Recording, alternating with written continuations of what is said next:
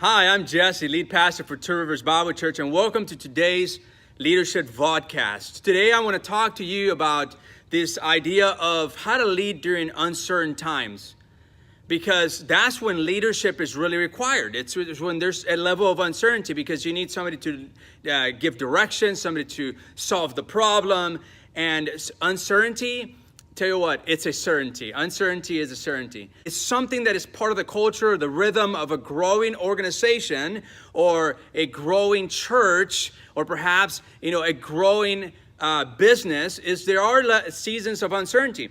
There's also seasons of uncertainty when something happens within the organization, within the church, within the business that kind of rocks the boat. And at that point, you really need leadership. You really need to come to the forefront and give the type of leadership that gives certainty during uncertain times. And these are the three things that I've discovered are really helpful during uncertain times, when you're leading through uncertain times and during uncertain times. And the first one is this: clarity around mission. Clarity around mission. And this is the reason that there needs to be clarity around mission. It's because typically during uncertain times, we lose sight of mission.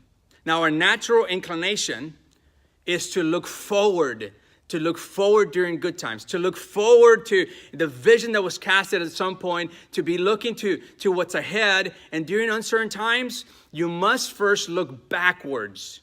In other words, you must look to the original mission, to the vision when you first started. And this is the reason for that. It's because when you first started that vision that so compelled you to start or to be involved in a movement, to be involved in a church, to be involved in a nonprofit or a business, when you first started, it's likely because you bought into the mission and the vision. And when you look back and you look to your mission and vision, this is what happens to you. You get energized once again. You get reminded of the days when there were uncertainty, because every new endeavor starts with uncertainty. And you remind yourself, you recollect and how you overcame that uncertainty back in the past. So you look into the past so you could draw encouragement into the future. So what you do is you get the staff, the volunteers, the people that are part of the church. If it's a church, you involve them in your clarity of mission, around clarity of mission, so they can go with you into the future, energized now. And so this is what you have to keep in mind, that when you look into the past, you're going to get fresh insight. Not only are you going to get fresh insight, there's going to be an infused self-discipline as well, because now you know why the organization exists. Now you know why you got into it to begin with. And so that's what you have to do first: clarity around mission. And then the second thing is this: there's got to be flexibility around plans. Flexibility around plans. You get your team together, you get your staff together, and you say there's got to be some flexibility around plans. If you're in a church, you get the church together, and you say there's got to be some flexibility around our plans. Now, plans are made because of our mission. Mission is what creates the approach, the plans, and all that kind of stuff, the strategies. But mission doesn't change, but plans may have to change. Because you see, during uncertain times, there has to be an extraordinary amount of flexibility. And the reason is because if you don't have that extraordinary amount of flexibility, one of two things may happen. Either what happens is you perpetuate the problem to begin with, because you're doing the same approach, the same strategy, the same kind of things you were doing before. So you're perpetuating the problem. Or what happens is you accelerate the problem, you push it forward at a faster rate into its demise. And you don't want to do that, because you may have to change your plans. You may have to change your approach. You don't change your mission, but you may have to change the way you go about it. And that's why you have to have an extraordinary amount of flexibility during uncertain times. You put all the plans on the table. You put them on the table, and you're flexible enough to say, what has to change, if anything? What got us to the uncertainty here that we have before us? Was it our strategies? Was it our approach? Was it people? Was it irresponsibility? What was it? And what needs to change? What kind of plans? There needs to be flexibility to be able to change that as a leader, to be able to change the direction and give, once again, that energizing thrust into the organization. Number 3, this is what you need. Transparency and communication. And I can't say that enough. Transparency in communication is so important. Now, our natural tendency is to under-communicate.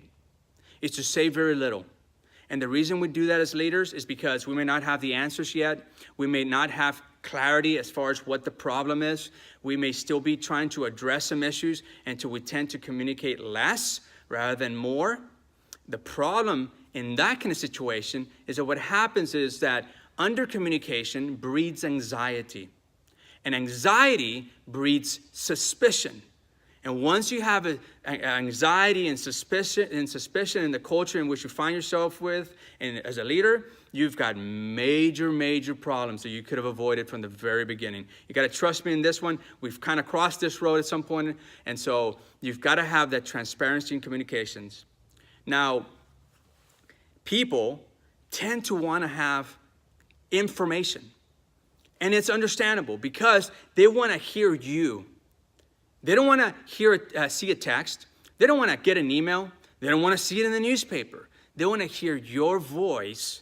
They want to hear, your staff wants to hear from you. The people you lead want to hear from you. And the reason they want to hear from you is because they want to hear your tone. They want to see you, your face, your expressions, your tone, because that's really important, because that tells them that you care for them. That tells them that you understand them. And so how do you do that? What do you do that in that situation if you're a leader? Quite simply, you do this. It might be that you come before your staff or the people you lead and you say, right now, I'm not quite sure what's going on, but we're trying to get there, folks. That might be all the information you know, but at least they hear your tone. They hear you saying that. It might be that you say, right now we're still figuring it out.